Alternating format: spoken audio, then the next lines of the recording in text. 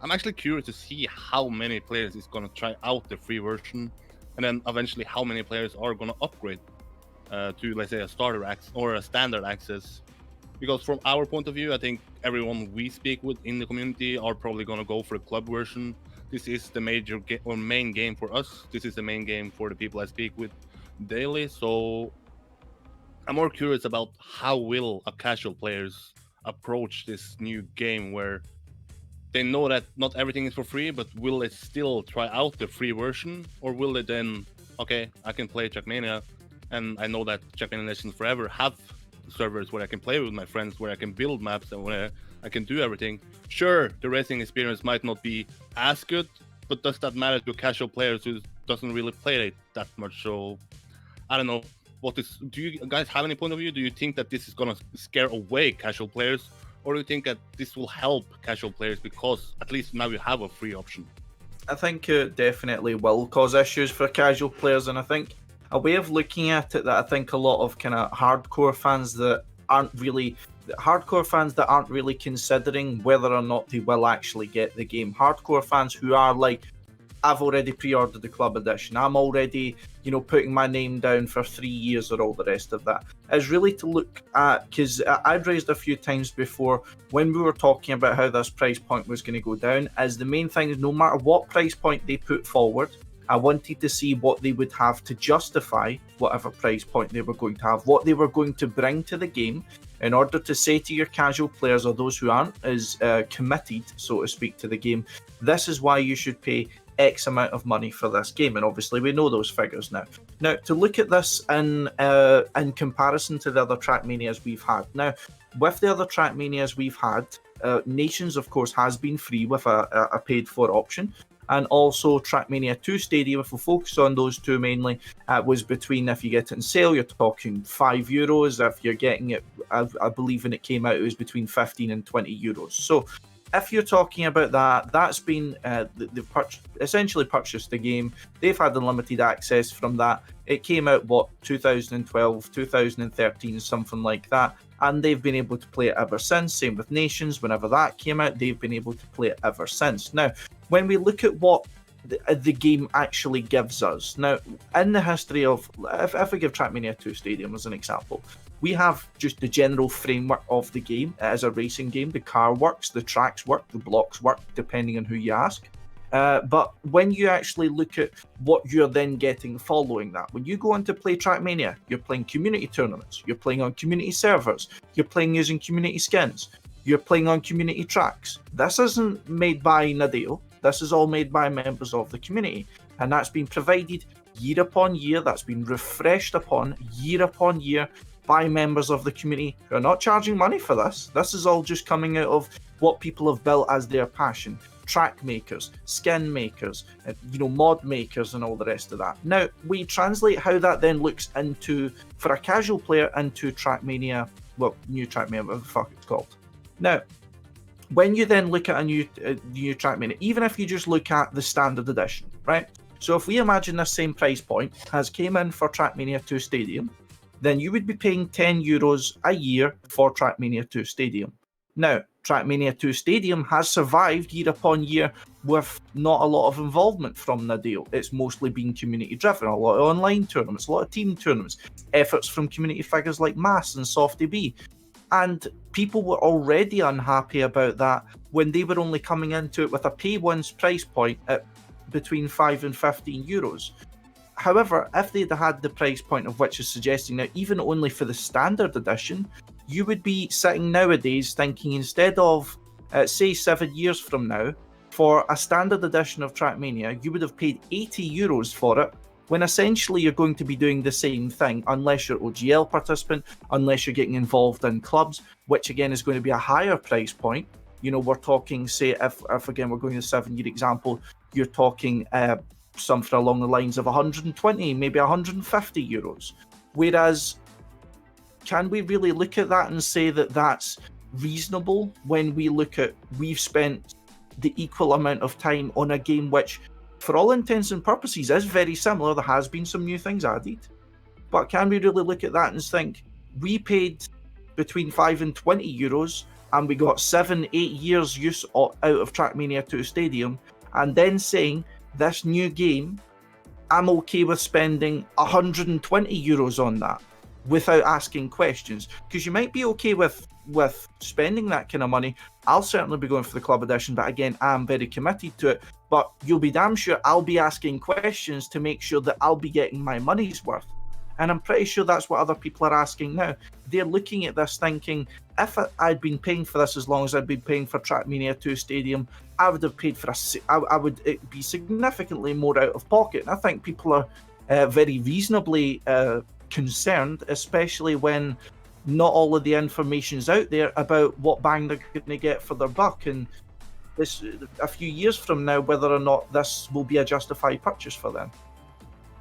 But just because now they have this subscription model, or what they want to call it, now they actually have to give the community updates. Let's say that if you are a player, you pay 60 for every 3 years, or you play for the standard access 10 for every year. Eventually you want something in return. Then now you're gonna expect something from then continue your subscription or your sporting license. So I think this is gonna force Nadeo to actually be coming with updates. It seems like that is the plan from Hillis. He said that the reason why they ask for more money than they usually ask in Trackmania is so he can pay the people that actually is going to produce content. It's actually going to update stuff, going to create new blogs, going to create new systems. So I think from a hardcore point of view, I think this is a good sign, because this shows that this is probably going to make them stick to this game for a longer time. And if they aren't, well, then most people are going to cancel their subscription, not going to renew it. So I think it's a ballsy move from them, but I think it's the right move, and I think it sends the right message if you look at this as a diehard Trackmania fan that's going to play it for, let's say, the next 10 years. I mean, sorry. No, I was basically reading some of the chat messages, but we're gonna get to those in a bit towards the end of the show. Don't worry about it. But yeah, I feel like I'm just wondering what Nadeo has up in store for the game at one point, because even though we do have info about the pricing, I would really want to know what basically the roadmap is for updating the game. For instance, adding new features in, or like new map styles and whatever, because that's basically really what's been lacking, and we've been the people in the community have been saying that for years, in decade even. Communication is basically what's lacking when it comes to Trackmania. So I feel like if Nadeo has got basically the roadmap and the program and the schedule of updates and whatnot to features, content and whatnot to back it up, I feel like the extremely skeptic and rather violent riling up that happened when the pricing was revealed is going to be subsiding down somewhat quickly. I would expect it to take maybe a few months, but I feel like if they manage to get it get all the content to back up the decision, then I feel like we might see better conversion rates, thus people transferring better towards the standard edition and sticking to the new game. I feel like that's the way we have to wait to approach it. Patiently wait for get Nadeo to give us some more information about what they have in store. Yeah, I mean, just as a kind of final point, I'd like to kind of latch on to that as to what I then expect from Nadeo with this kind of commitment to this price plan, and with the kind of obligation that they are then setting on people in Trackmania to commit themselves by continuing to pay for the product, and for them to commit themselves in continuing to update the product. Now, the problem is that I then look at it from the side of things that I've got, is Trackmania has always been a very community-driven game, as I was just stating previously, with a lot of the events, the content being completely, almost exclusively community-driven outside of things like official campaigns, which are never really used for anything outside of hunting. And essentially, that you kind of pay for the framework that Nadeo provides on their service. Now, what the concern it gives me for is what are they then going to give us in turn? Now, what I would then be asking in this is, of course, they plan to update the game. What do they plan to add to the game that isn't already part of it? Is there new blocks of which they think would be an interesting add? And if so, I mean, if there was new blocks that would be justifying us spending a lot more money on this game, why are they not already part of it? Would be the first question I'd be asking. But secondly, in terms of that, I mean, what is there else in the game that you would really want Nadeo to provide? I mean, they may frequently update an official campaign and a track of the day feature. Whether or not, I don't think the track of the day feature would actually be coming from Nadeo's maps themselves. I certainly fucking hope not. But I mean, looking at this in terms of how it would work for the community, is that, I mean, what are you going to give them? Like, are you going to justify this price point by saying to them, we will give you new blocks every now and then? What I want to see is, I want to see a lot of quality of life improvements we're needing in Trackmania 2 Stadium.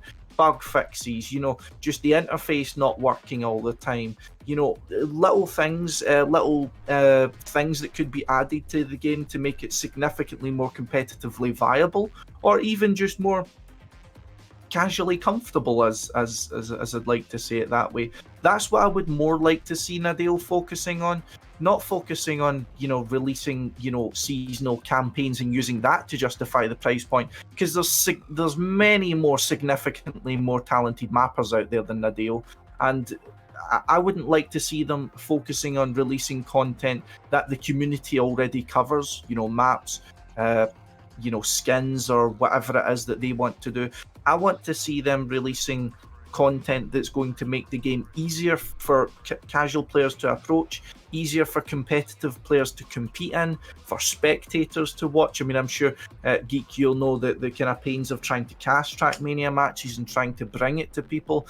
There's a lot more room for improvement, but that doesn't seem to be what's kind of been hinted at when we're hearing about how they plan to support this game going forward. And I'll be honest, I mean, me even coming out as a club edition, although I'll of course have my competitive aspirations, I don't know if I'm going to be coming out of this, even if it was a standard edition, 5-10 years from now, and thinking it was really worth it, unless we see overhauls, unless we see a significant amount of effort being put in by Nadeo, and historically that's not been their strong suit.